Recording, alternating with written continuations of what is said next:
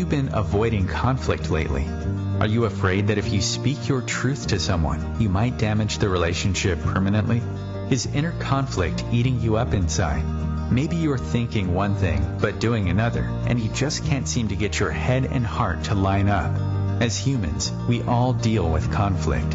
Join Jennifer McKenna now as she talks to business leaders about the importance of conflict and how we can all move through it with greater grace and ease, ultimately taking our relationships and our lives to the next level by facing conflict courageously.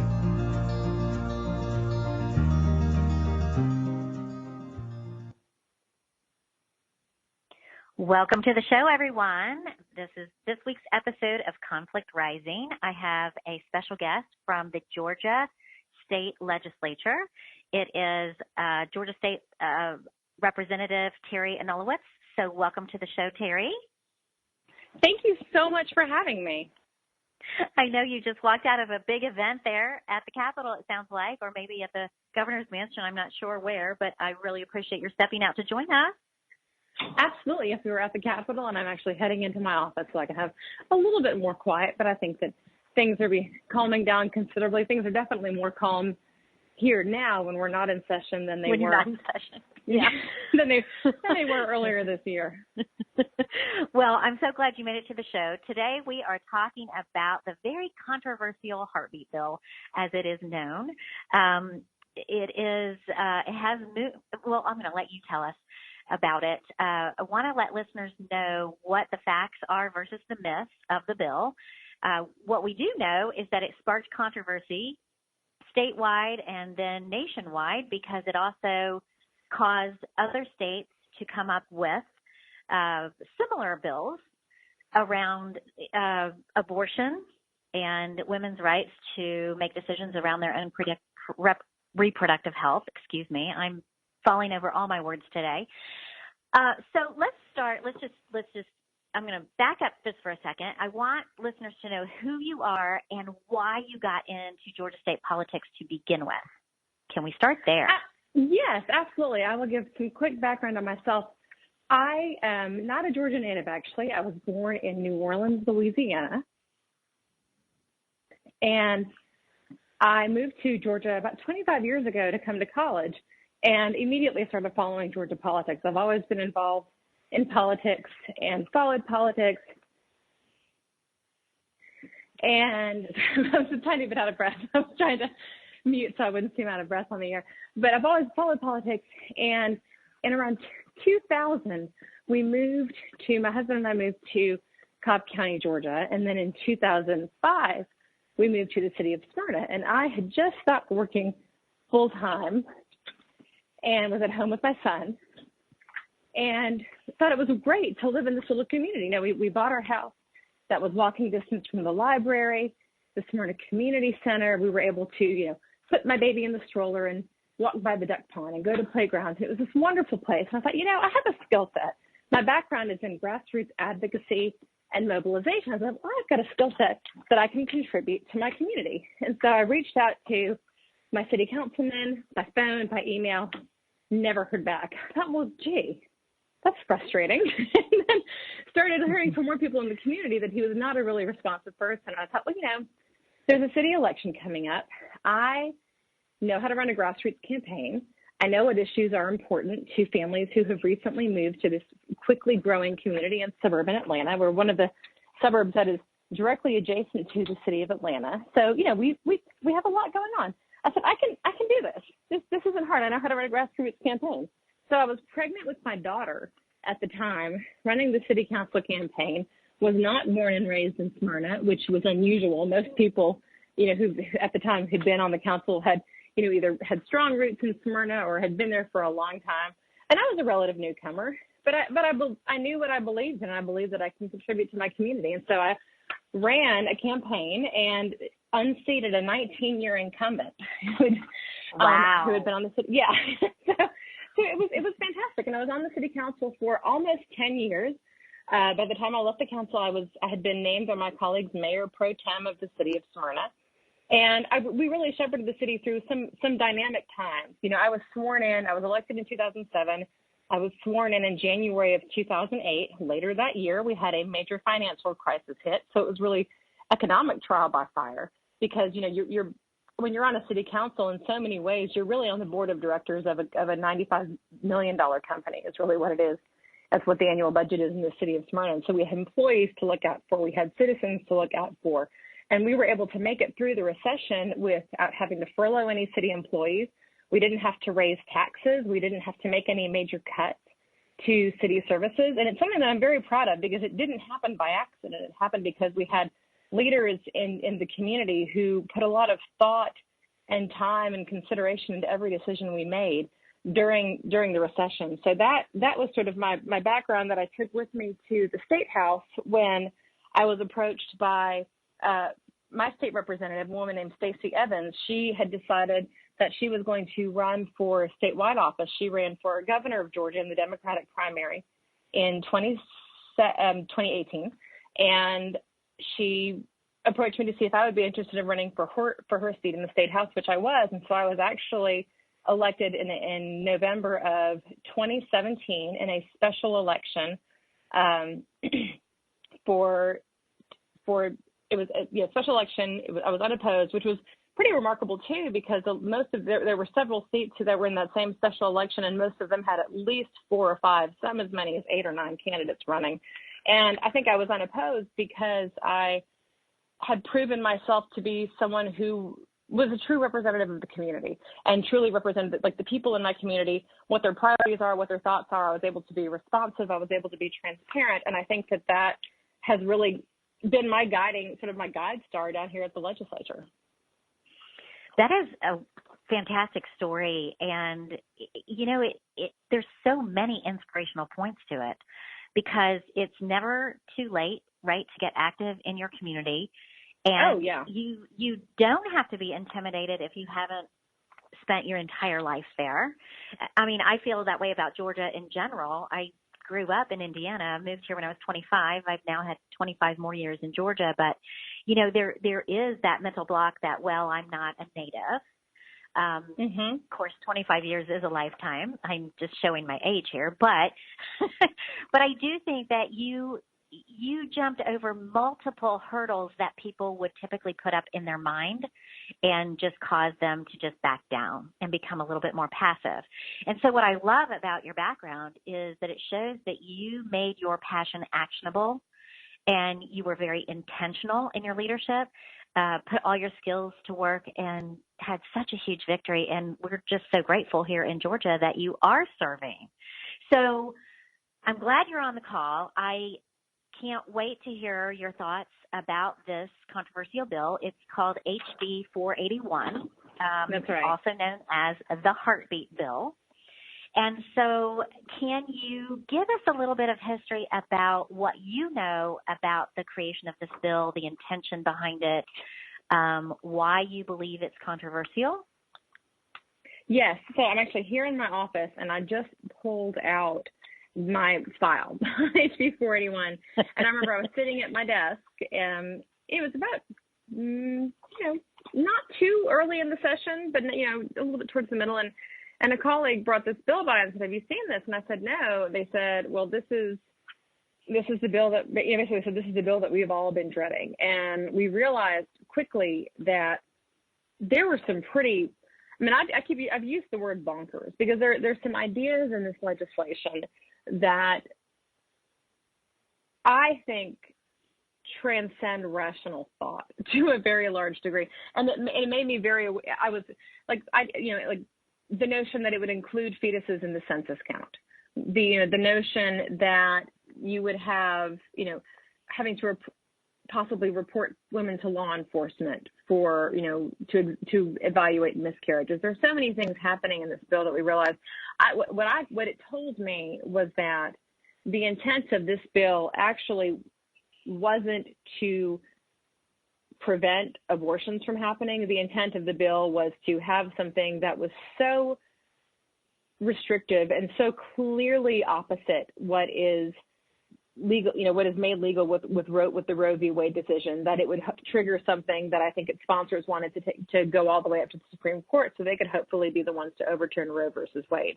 And when more and more of these bills started appearing throughout the United States, I was absolutely certain that was the intent of this legislation. We've had changes on the Supreme Court, and I think that there are state lawmakers who all think that they are going to be the ones to overturn Roe v. Wade. So I love that you've been very explicit with your opinion about this, because I do think that part of our problem in today's world is that there are a lot of opinions among constituents, but they're not necessarily close enough to the situation to know really what the intention is. I think it's easy for someone with rose-colored glasses on to say, well, the intention, is really good. We're trying to save babies and whatever it is that they tell themselves. To make themselves feel better about it. But the bottom line is that there are others of us who see it and get extremely concerned. When you use the word restrictive, I think in my head the word control, right? That absolutely. There's a lot of control issues going on here that I find incredibly intrusive and invasive as a woman. My 15-year-old daughter is terrified and mortified at the thought of this becoming mandates going forward. And she, not that she's sexually active or anywhere near thinking about starting a family, but she's old enough to see that it isn't very far down the path in her life where those are going to be her realities. And it makes what is already a hot social issue that much more terrifying, instead of just being something for us to work through, right? The typical thing at these stages of life is we have to talk about it. We have to talk about reproduction. We have to talk about sex. We have to talk about family planning. Those are things that historically no parents wanted to talk about. We are in a generation now where we as parents want to talk about it. And I have found that teenagers are grateful for that. They're grateful to have a safe environment to have these conversations. They crave information. And I completely agree. And so I guess the good news is the controversy behind this bill has really shaken up that conversation significantly, so that if you weren't having a conversation, certainly, hopefully you are now. So let's dive into this a little bit, because I'll tell you just a little bit on my history. I was adopted, and I was adopted before Roe versus Wade came into being. So I was adopted during an era where adoption was relatively common. And so I did have my early stages of my life where I was very what we know as pro-life, right? I felt like my life I would not be here if it weren't for that. I thought for sure in my earlier stages of life that had Roe versus Wade been enacted at that time, I might not be here. And I really believe that. I have evolved in my thinking since then. Those were very early stage thoughts in my life. And so as an older, more mature thinking adult, I'd like to think after all these years, it's very concerning to me that there is so much attention placed on an unborn child, while massive amounts of children who are living on this planet every day being overtly neglected. And if we channeled even a portion of the energy that's being channeled toward this to solve those problems, we would have such a more beautiful, prosperous world. But that's just my opinion, Teri. So, well, but I don't disagree. And I've said to people, I said, I would believe that the intent of the sponsors was more sincere to actually, that the intent was actually to reduce the abortion rate and the number of unwanted pregnancies. If there were accompanying legislation that would address the foster care crisis that we have in Georgia, or if there were accompanying legislation that addressed services that were, in response to the reasons why women do choose to terminate pregnancies, which more often than not are economic reasons. The data shows that overwhelmingly women who have abortions they're already mothers. They have children. and they feel very economically, they have a lot of economic pressures that cause them to believe that bringing another child into their family is not going to be a good decision for their family. And again, there's no legislation addressing those issues. There is no legislation that addresses the very specific needs of mothers who do not have a partner and have profound child care needs, even mothers with partners who have profound child care needs. There's nothing like that to address what then comes of women who would be forced to bear a pregnancy. The other thing, legislation that didn't accompany it was anything that would actually reduce the rate of abortions. Information, we've talked about sex education. I have a teen and a tween, and I believe that knowledge is power. And the more knowledge we provide to our children, the more they can make empowered decisions that honor themselves, that honor their partners, that help them understand what their decisions actually mean. I mean, I had very candid conversations with my 14-year-olds when we were going through this debate. One thing you need to, if you take anything away from this, it's that you need to be prepared that when you choose to become sexually active, you need to do so with the knowledge that you may have to make some very tough decisions. And that's something that you have to take into consideration if you decide to take that step. And it's, again, but there was no legislation that was addressing sex education in Georgia. And so it's very troubling that you have this bill that is so restrictive, that is so much about control, that's so much about making a legislative statement that could potentially get you up to the Supreme Court, and nothing in it that actually, any of the proven methods for reducing the abortion rate. Contraception, for example. I didn't see anybody drop a bill that was going to make access to contraception, free and easy in the state. There, nothing like that happened. Mm-hmm. Yeah, and I think that goes back to why we all are concerned about the intent. So we're going to take a quick commercial break. Stay tuned, everyone, because when we come back, we will continue to talk to Representative Teri Anulewicz about this heartbeat bill. Stay tuned.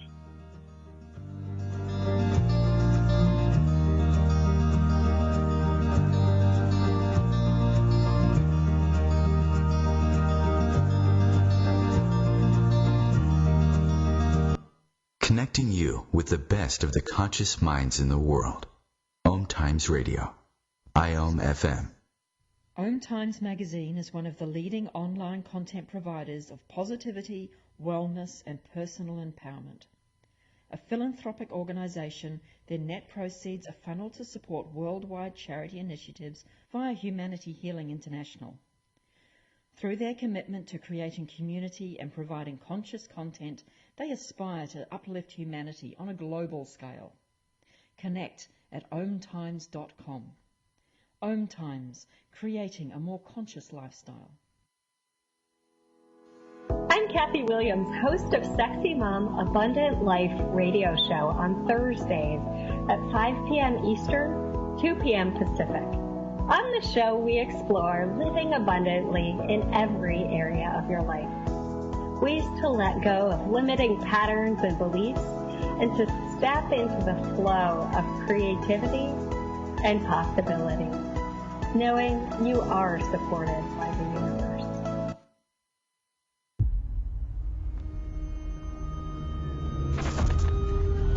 Opiates has taken everything and everyone I've ever loved away from me. Everything. I blew my ankle out and I got prescribed pain pills by my doctor. If making my detox public is going to help somebody, I'm all for it. I just wish I would have had a warning. Opioid dependence can happen after just 5 days. Know the truth, spread the truth. A message from Truth, the Ad Council, and ONDCP.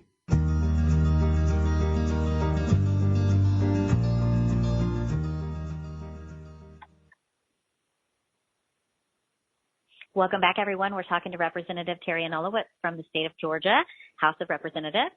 And we're talking about the very controversial House Bill 481, known as the Heartbeat Bill, that sparked controversy nationwide in everyone's concerns over abortion. So when we went to commercial break, I came back to intent. I asked you that in the original question. You have so eloquently spelled out so many angles on this already. that bring me back full circle to question intent. Basically, the bill isn't about solutions orientation. You know, we're not trying to create solutions to the actual problem. We're not trying to create solutions that are derived from literal data or research that shows why people have abortions. And so those are all the things that concern someone like me when I'm sitting back and listening to a president that's constantly calling fake news when he wants to just push his agenda, right? To the point now where we've got huge whole factions of our society who have just become numb to news at all and driving whole parts of our society into an ignorance orientation, right? I only want to hear what I already believe instead of educating myself on what's actually happening. We have whole institutions out there full of researchers who are running data and research projects so that we are educated when we make strategy and decisions. So it's just so concerning to me, which is why I asked you to be on this show. And so, you know, all these years later as an adoptee, growing into an adult, having my own children, my position now is I don't ever want to hear that this is pro-life, because all arrows point to control. If it were pro-life, it would take us back to where we were discussing the solutions before the commercial break. Pro-life means that we actually look at the whole scope of what life is. What does it take to bring a life into this society? And are we adequately supporting that process? And the answer leaves us dumbfounded. And I believe the answer is no. I mean, I've had two children, and I am very, economically very fortunate. I have never had to, and it's funny, that's something that I was talking to a grandmother at my child's school, and this is a grandmother who has a very large role in raising her grandchild. And, she said to me, she said, what I don't understand about all these abortion bills and everything with the abortion, she said, I don't understand why families just can't support their young women when they have an unplanned pregnancy. She said, when my daughter became pregnant, we were able to give all kinds of support and helping to raise this child. And I said, yes, and that is a beautiful thing, and I honor that choice. I said, but you have money.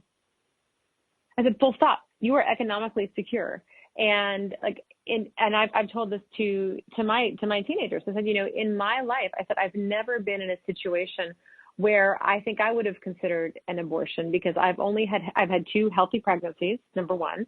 And I've also never in my life been in a situation where I have not had economic support, but also where I have not had emotional support from my family and from my friends. And when I'm speaking, when you're speaking from a place of such privilege, of having that kind of economic and emotional safety net, it's very easy to say, well, I can't understand why anybody would ever make that choice. But most people don't have that stability. And I think that that's something that has really been left out of this conversation. Again, is, why, really drilling down to, if you are very opposed to abortion, why are women making this choice? And what can we do to address those issues that are causing them to make these choices? Is it because they don't have access to contraception? Is it because they don't have the kinds of sexual education that is really necessary to make empowered, honoring decisions? Is it, what are these reasons? Is it because they know they're not going to have childcare? Is it because they know that they don't have a partner? Is it because they're in a dangerous situation with their partner? What are the reasons? And we haven't had those conversations.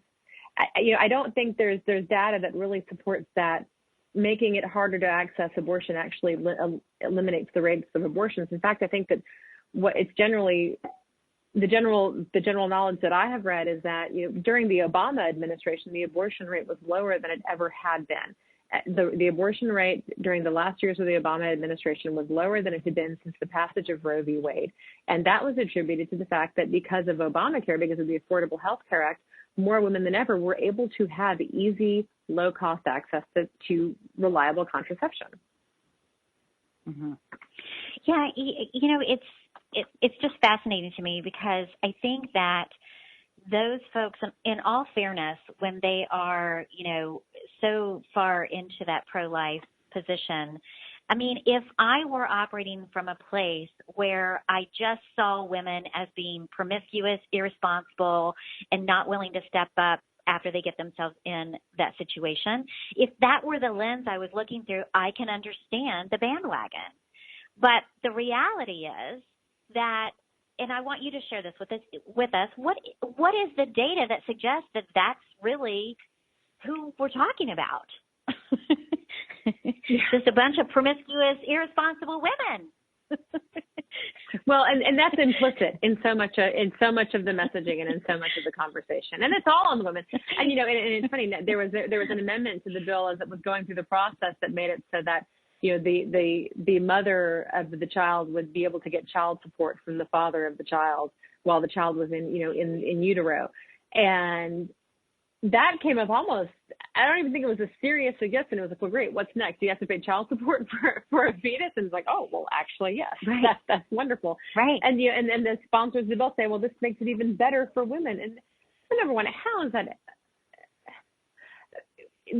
That's nonsensical. I don't think it is a sensical thing, and I don't think it is a realistic thing. And again, I don't. All of the onus is on the mother. It's like in so many other states, like in right. one, I believe it was either Indiana or Illinois. One of them, part of the bill said, well, if you have an ectopic pregnancy, which is a pregnancy that pretty much everyone realizes, if that pregnancy isn't, if it's not taken care of, the mother will die. It's clear. There is only one outcome to an untreated ectopic pregnancy, and that is the death of the mother. And someone said, and the lawmaker said there, well, you can hopefully remove the embryo and then retransplant it into the uterus.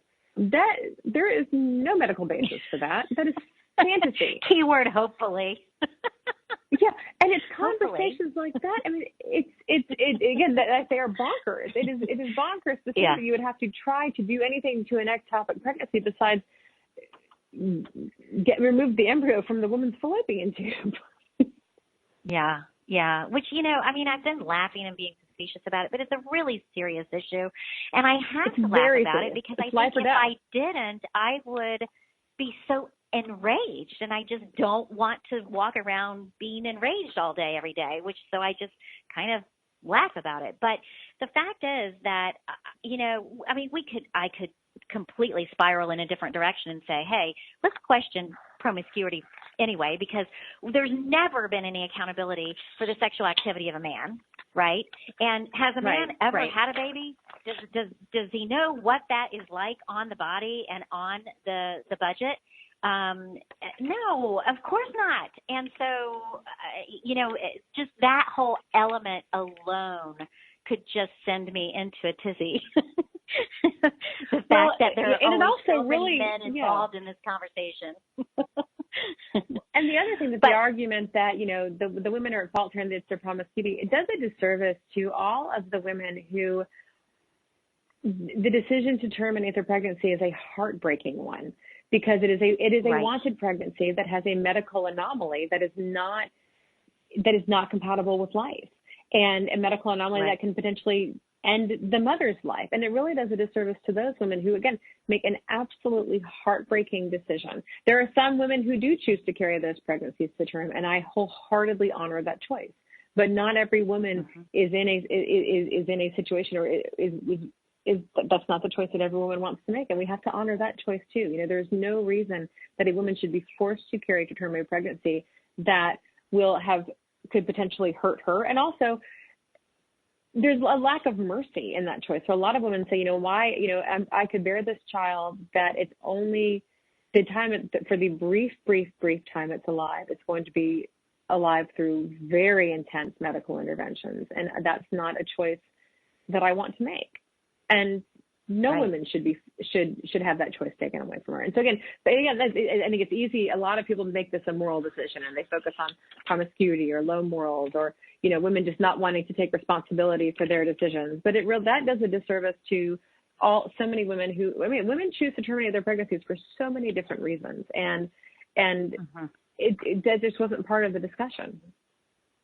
Right. And I only bring it up not to give it, more power, but I bring it up because so many of us grapple with, where is this coming from? Where is this obsession with controlling women's health rights? Where is this coming from? And, I think so many of us just boil it down to, well, that must be it, because nothing else makes any logical sense when you look at the true picture of what a woman faces. Right. And I think it really, so much of it just comes down to the age-old thing, really bad human habit of judging someone else without walking in their shoes and just superimposing all of these ideas and beliefs on the person instead of coming from a place of compassion and empathy and trying to really understand their situation, and perhaps instead of throwing stones, help come in as a support system, right?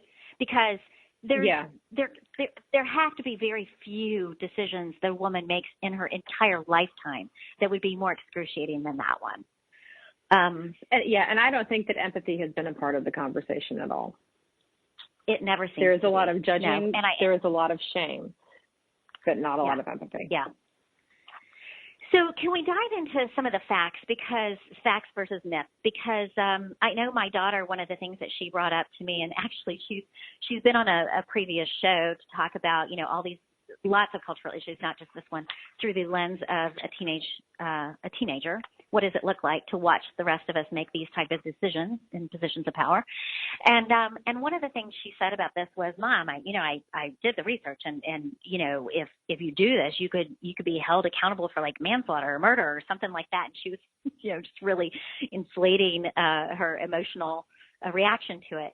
So can you walk us through really the facts of this? What are the repercussions for a woman should she defy this and get an abortion?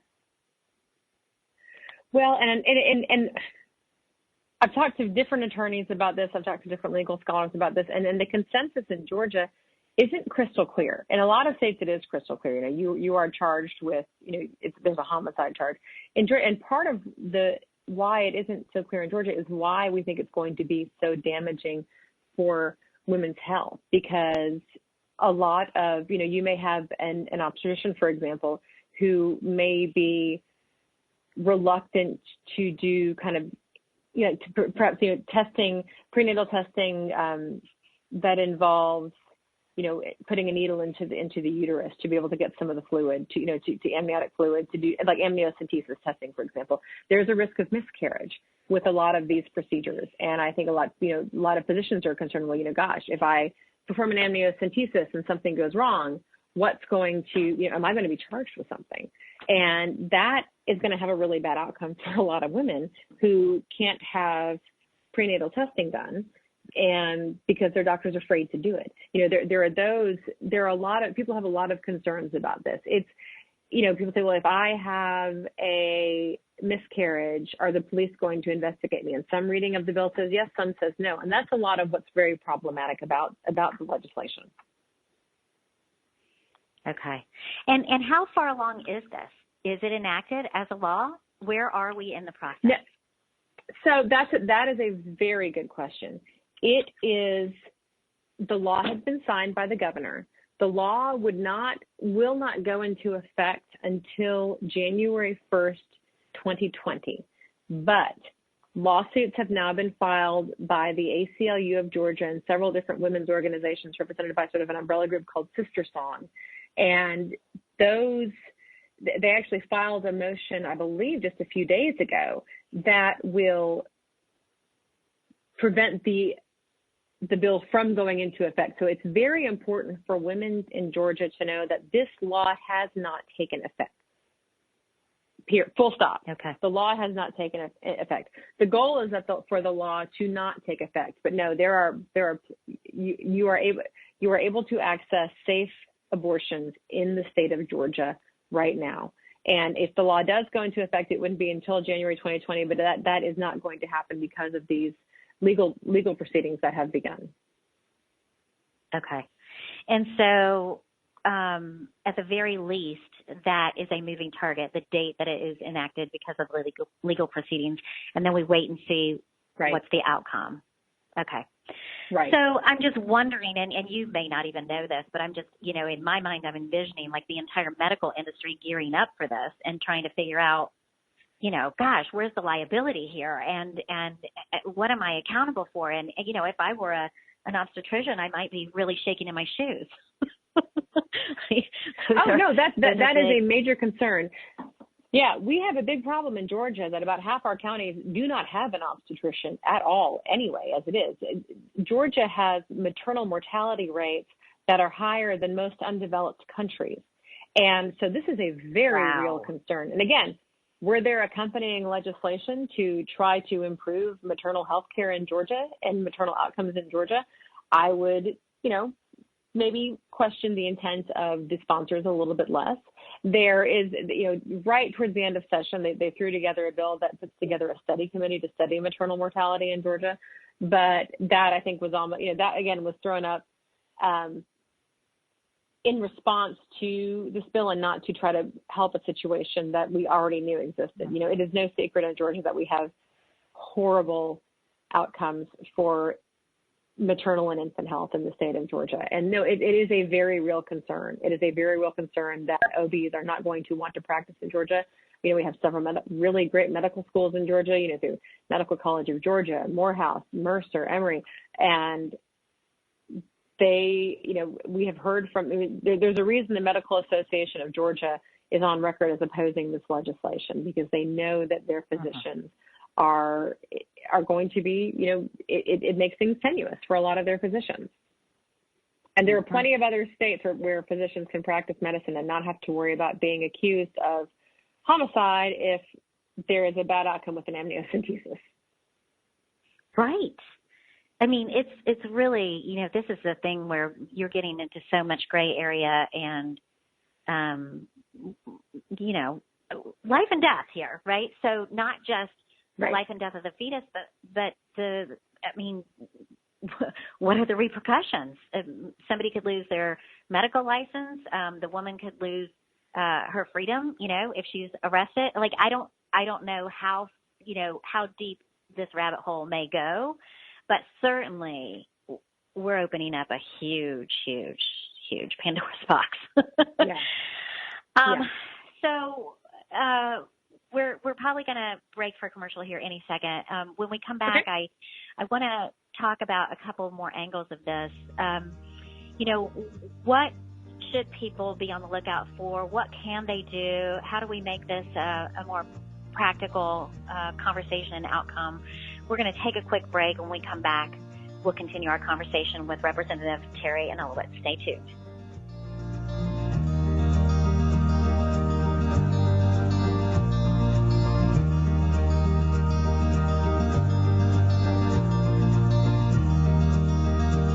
Free your mind with OMTimes Radio, IOM FM. Host your show on IOM FM, the radio network of OMTimes Media, one of the more recognized brand names in the conscious community, and is backed by the extensive marketing reach of OMTimes. Hosting a show on IOM FM immediately connects you with our extensive dedicated community. Hello, I'm Sandy Sedgbeer, host of OMTimes Magazine's flagship radio show, What is Going On? My passion is sifting through information, research, and innovations from new thought teachers, speakers, and researchers pushing back the boundaries of what we know about life, energy, metaphysics, and the universe. I love shifting perceptions about who we are, why we're here, and how quickly impossible becomes normal when we open our minds, expand our awareness, and accept that the only limits that exist are those we place upon ourselves. So if you're the kind of forward-thinking, eager investigator of what lies beyond the current reality that most perceive, why not make a date to come play with me in the field of possibilities at 4 p.m. Pacific Time, 7 p.m. Eastern Time every Thursday, and together we can discover what's really going on. Imagine being fired because of who you love. Imagine being denied medical treatment because of who you marry. Imagine being evicted because of who you are. Millions of Americans don't have to imagine this. They have to live it. Because in 31 states, it's legal to discriminate against LGBT people. Get the facts at beyondido.org. Brought to you by the Gill Foundation and the Ad Council.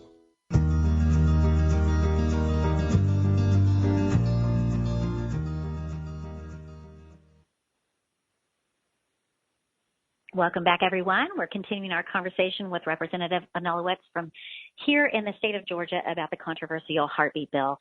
We've covered a lot of ground, and I want to thank you so much because you've really done such a fabulous job of educating us on the multiple facets of this very disconcerting bill.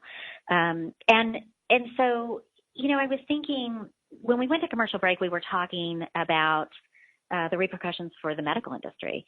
And one of the things I picked up in an article that I read about it was there's already what would I call kind of a gray area of decision making when it comes to identifying the heartbeat, right? They call it the embryonic cardiac activity, which may or may not be an actual heartbeat. It could be mistaken for a vibration of developing tissue. I don't know if you've heard any of this. Read it in an article when they, you know, the author was citing all the multiple concerns. And I'm thinking, you know, again, going back to, we really are going down a massive rabbit hole here. So many implications. You just almost can't measure them, because if there's any question as to when there is a legitimate heartbeat, I mean, okay, right there coming out of the gate, that's cause for concern. You know, what would you say to that? Have you heard anything like that? Yes, you know, and that's one of the reasons why it had such opposition from, you know, the medical association, from the reproductive endocrinologists. I mean, it is part of the problem is that what these sponsors are talking about isn't actually a heartbeat. It's cardiac tissue developing. It's not a heartbeat. And what that comes down to one of the most problematic things about this legislation, and why, you know, some people say, well, it's not a ban, you still have 6 weeks. No, here's why it is effectively a ban on all abortions. Most women do not know that they are pregnant when they are only 6 weeks along. The first 2 weeks of this 6 weeks is actually, the clock starts. If you haven't been pregnant, you might not know this, but I'm sure you do know this, but the clock on how many weeks pregnant you are starts running the first day of your last menstrual period prior to conception. So for the first 2 to 3 weeks of your pregnancy, you haven't even conceived the child. Like, the intercourse hasn't even taken place that has led to the conception of this child. Most OBs won't, like, if you say, you know, if you take a pregnancy test, if your period's late, you take a pregnancy test, it's positive, you call your OB, most of them won't even see you until, you know, you're estimated to be at least 12 weeks along. So that right there is why this bill is a ban on abortions, because most women have no idea they are pregnant when they are 6 weeks along. If you have an irregular period, you don't even know if you've missed a period yet. So that's why this is a ban on abortions. And that's just one of the reasons why there is not a whole lot of medical science in this legislation. You know, and I give credit to Sharon Cooper, Representative Cooper, who's the chairman of the House Health and Human Services Committee, which heard the bill, because that's a point that she tried to make, and she ended up voting against this bill when it, you know, when it was back on the floor on the last day of the legislative session. But it, you know, she's a health professional. She said, this isn't a heartbeat that we're talking about. There is no heart. This isn't cardiac activity. And that's something that a lot of people have said is, you know, there really isn't, it's not a heartbeat. It's not a heartbeat that people are talking about. And it's also, I had someone say to me, well, I don't understand what the big deal is. You have 6 weeks to make up your mind of whether or not you want to keep the pregnancy. I said, no, you have no idea you're even pregnant. Right. I can attest to that. So 2 things on that note. First of all, I love Sharon Cooper. She has been an advocate. She sponsored a bill that another patient advocacy group that I just adore, they just put out there to make greater access to medications, or to care, I should say. And all of her perspective and support has to be coming from her professional background. She was a nurse by trade, right? So I think there's a very big difference between a legislator who's just running blind with their beliefs and someone who's had a professional or personal path that has shown them the whole kind of research-based experience. When you've had a life experience or you've had a professional experience that actually legitimizes the research that's on paper, that's hard to deny.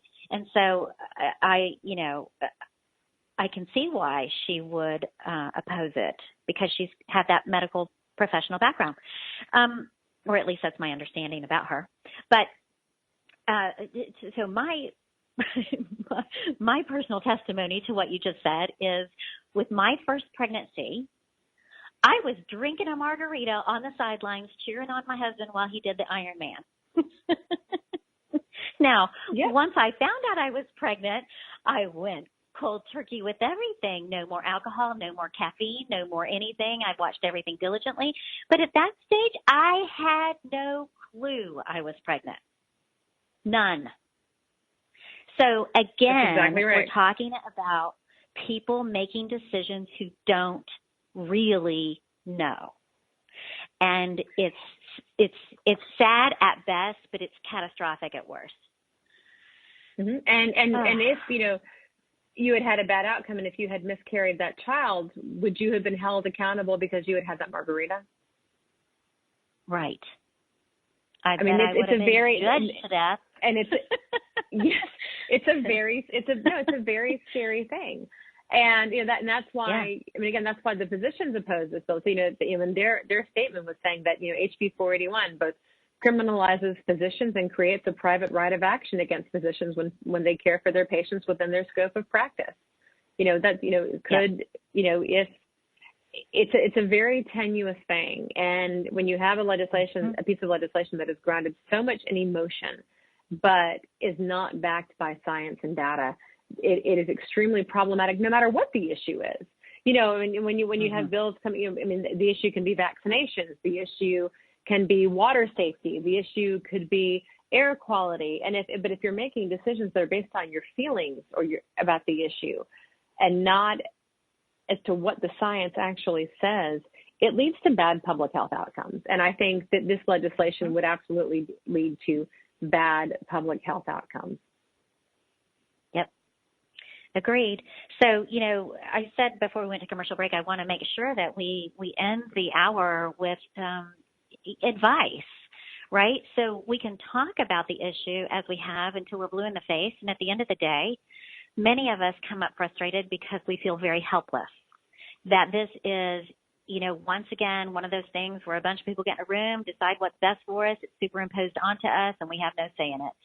And so there's a sense of helplessness that, oh my gosh, right, what is happening in our world? And it isn't as though this is the only issue we feel that way about. There are lots of things going on politically right now that are dividing the heck out of us.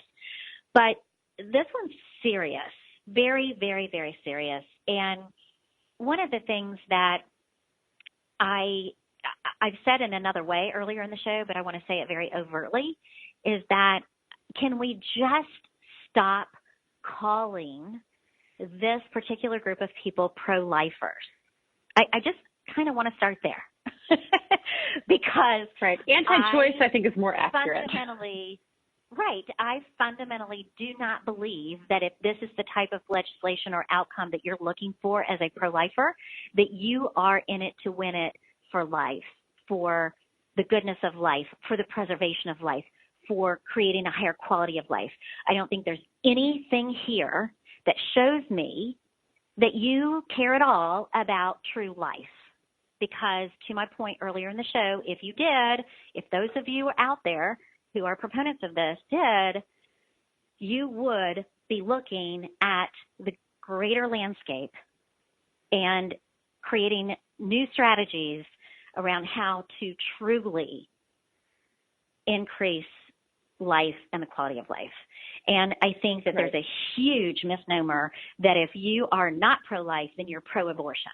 I think people think pro-choice just automatically means pro-abortion. Well, there are very few people. I don't even think I could count on my right hand the number of people that I actually know that are pro-abortion. It's an option that is necessary under a lot of circumstances. There are other options also that can be factored into a good choice. But we never really talk about education and empowerment. All we ever talk about is abortion. And I feel as though we're losing sight of the entire issue, which is the true understanding of life and empowering women and empowering children. And we're not doing any of that when we're just trying to control a woman's right to make a decision. And I don't even know how much we're actually doing to help educate and empower. And to your point, which just you've done such a beautiful job here of outlining, all of the financial and economic factors that go into it, and a lack of a support system there, lack of access to the health care necessary to do this and do this well, meaning bring in a life into the world. Okay, I'm off my soapbox. What would you that's where I wanted to start. What would you say to your constituents, to listeners, to any of us out there who aren't in the conversation, don't seem to have any control over the outcome, and are feeling very helpless and extremely frustrated? What is your advice to us? So my advice really comes back to knowledge being power, and let's all empower ourselves with the facts, with the data. The reality is that House Bill 481 is a piece of legislation that, if it were to go into effect, and to go back to something we were saying a moment ago, we should know probably by around September 1st if this bill will actually go into effect. It's highly unlikely that it will during the litigation. So, one, letting people know that this bill has not taken effect, and that if you need an abortion in Georgia, you can get a safe, legal abortion in the state of Georgia. It's important for us to share the knowledge and to let people know that this is a bill that, again, it's a forced birth bill is an accurate way of phrasing it. It forces women to continue their pregnancies against their will.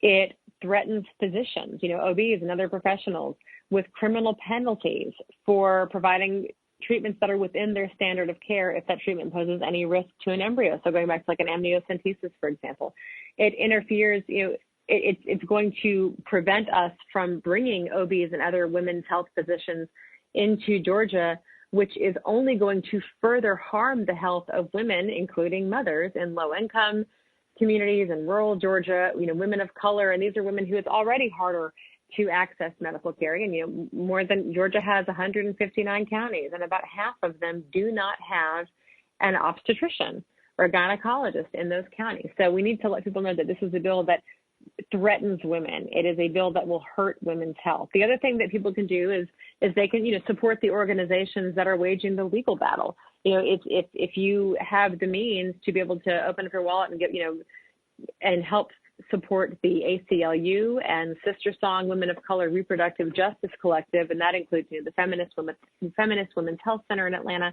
Planned Parenthood Southeast, which actually covers Georgia and Alabama, which has a similarly restrictive bill, the Atlanta Women's Medical Center, groups like that are all under that Sister Song umbrella. That's an extremely helpful thing to do to help fund the fight against this bill, because it's going to be a very, if this, goes up through the different levels of the court system, it's going to be a very long road.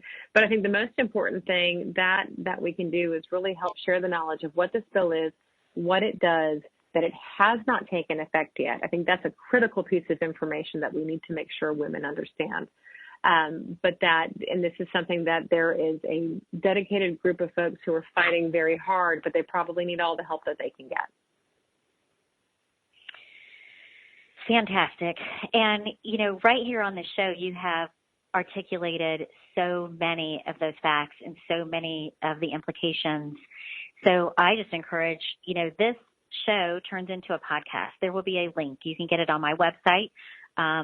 You can get it in the OMTimes Radio website.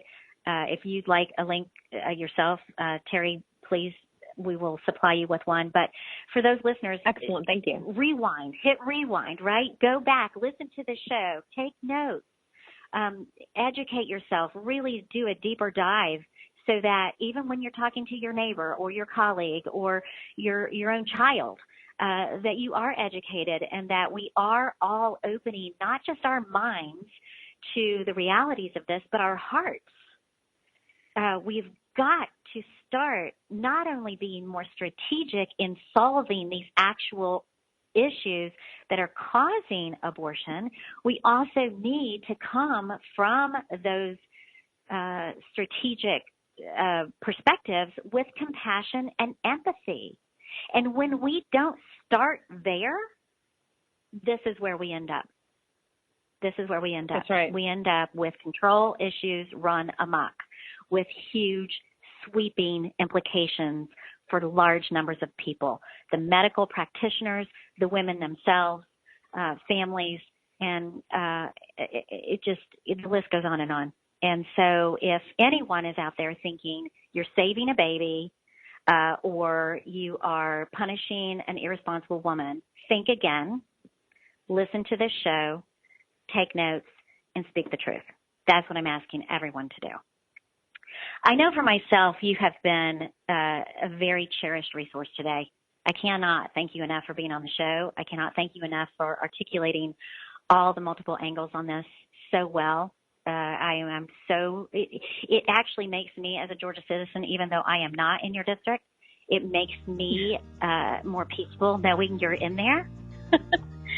So you're very kind to say that. It has been a delight to be here. Thank you. It's an honor to serve, and I'm happy that I could help share information. Absolutely. Thank you again. And to everyone else, I'll see you next week.